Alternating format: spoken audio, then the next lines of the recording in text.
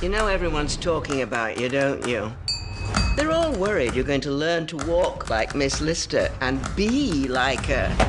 Miss Walker and I have chosen to rise above it. We have 1,000 better things to expend our energies on. Oh, I heard. Hey everyone, it's Anthony Allen Ramos. I'm so excited, Gentleman Jack back. It's been almost 3 years since it began. We are so excited. I guess, Suranne, if I can start with you, how good does it feel to be back telling these important stories that are so dynamic, so much fun? I mean, the fans, myself included, have been waiting and waiting and waiting. Oh, thank you. We feel it. We really know that the fans are, they've been reading the diaries, they've been they filled like the space, the 2 years with fan art, and we've got a great conversation with our fans. We know that there's a Anne Lister birthday weekend coming up. People have been going to Halifax. It's been wonderful, and because they know the story, they are so ready for it. So we thank you for making us feel the love, because I think it's great. And you're right, it makes a difference to be telling important stories. To feel like you're making a mark with your work is wonderful. And we did it in a pandemic, and we survived. It was a year of filming on and off, lots of difficult times for us, but we've created this wonderful show, and we can't wait for everyone to share in it and get the reaction from it. Yes, there's going to be so much reaction. I know when we saw that season 2 was coming, everyone exploded. Sophie, if I can come to you, talking about that at GLAAD, obviously we are pushing for and wanting so much more LGBTQ inclusive storylines. Obviously this one, so well done, but what has it been like for you now for 2 seasons to kind of get a peek into what it would have been like to be not only an ambitious woman, but an ambitious queer woman, back in that time? God, I think it's I experienced it as the audience experienced it. Like, this is an insight into an extraordinary story and an extraordinary thing that these women did, and that people all over the world are still experiencing today, but just by virtue of trying to live a truthful life and trying to be who they are, and still experiencing discrimination and prejudice, and how exhausting that is, and how it sounds really simplistic to say, but how deeply unfair it is, because you've just found the person that you love and you want to be with them, and why shouldn't you be able to be with them? But God, it's just not that simple, is it? And our story is set against the backdrop of the 1830s, but the themes and the events that happened to them are still happening to people now. So it's been incredibly eye-opening and heart-wrenching, actually. And then, as Suranne was saying, when the show came out, we had this incredible dialogue started up with the fan base and people that watched it and responded to it, and we got to have a snapshot into their lives, and people told us stories about what it has meant to them and what their life has been like. So it's been an amazing journey. It's such a silly word to use, but it has been an amazing journey from first getting this script, and I just thought it was the most beautiful love story, regardless of who was involved. It was just a beautiful love story, to now and what we've been through and how we've experienced it. It's been amazing, and I love being a part of the show for that reason. We love it. Sally, coming to you, the writer, thank you so much for writing and telling this important story. Curious if, thinking back with so much time in between with season 1 and then seeing the fan reaction, especially amongst the LGBTQ community, just really love this story so much. Did that change your direction or approach into writing season 2 at all? Obviously it's based on history, but obviously you were taking your own your own look at it. No, it didn't, because season 2 got recommissioned really quickly. I think after we'd gone out, after one episode in Britain, it got recommissioned. So I started work straight away in the summer of 2019. So by sort of March 2020, I'd written 5 episodes. So when the pandemic kicked in, it was kind of well underway for me, and I'd already made those choices about where we were going to pick up and where the series was going to go to. I think the worry was coming back on screen 3 years later.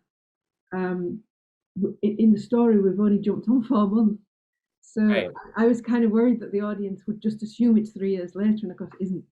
So we've put a little strap line on the front 4 months later, just so everybody is clear. Love that. All right, well, Suranne, yeah, back to you. Let's talk about 4 months later. Okay, the women are on this journey to become this power couple. We are here for it.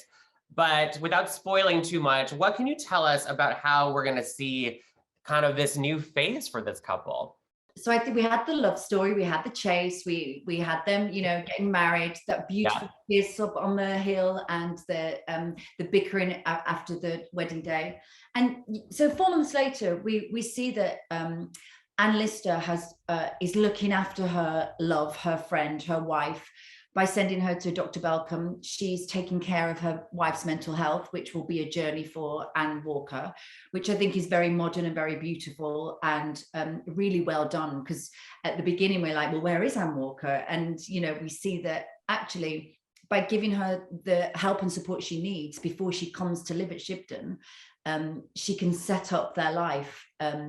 But she's on, you know, she is like, she's got the wife, she's got the money, she's got the plans, she wants to transform Halifax, but it's not all easy, because, you know, this is in the eye of you know, the societal glare, the family of Anne Walker. It's going to be difficult. It's the real life story of the fantasy that we saw in, and I think that's what we need to see. You know, we need to see the struggle of what it costs this couple, and I think Sally's written it beautifully. I cannot wait. I've seen a little bit, but I was saving it. I didn't want to binge it all. I'm gonna, you know, watch it like everyone else. Sophie, thinking about, you know, I remember when season 1 came out, and I just could not believe the fandom, the hashtags, the tweets, everyone just, you know, it's obviously connecting with a wide audience, but I think for LGBTQ people, it's just, you know, people have been wanting these stories. What has it been like for you to see some of those amazing fan reactions? I'm curious if there's, you know, been anything specific that you would love to share that, you know, you found especially, you know, memorable.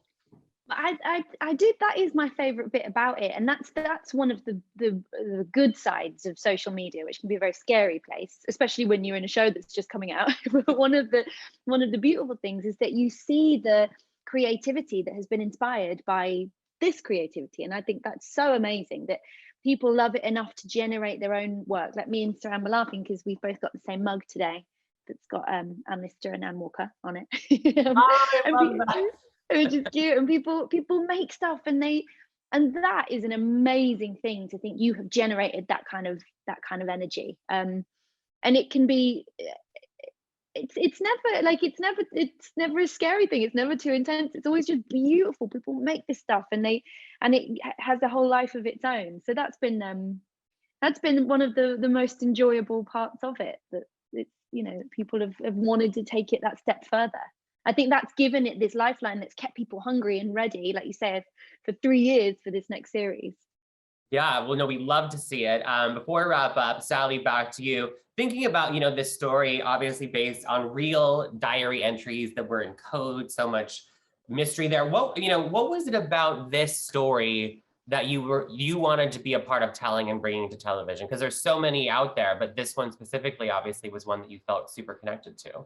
It's simply the character of Anne Lister. She was a formidable, extraordinary, phenomenal human being. She was, as well as being gay, she was a million other brilliant things. She was, you know, she studied brains and surgery under Georges Cuvier in Paris. She was phenomenal with languages. She understood engineering and mining and mathematics, and you know, she had so much in it that was, and she had this phenomenally inquiring mind. She was so fascinated by the world and everything in it, and there's just this huge energy in the journals that is, it's really inspiring, life affirming. She had this huge positivity, this optimism about the world. So that's what I wanted to. That for me, that it was just creating a portrait of this woman who I think is just so uplifting and fabulous. So uplifting and fabulous. Three of you, thank you so much. And just a reminder, everyone, season 2, finally, of Gentleman Jack will be on HBO Max on April 25th. Thank you so much.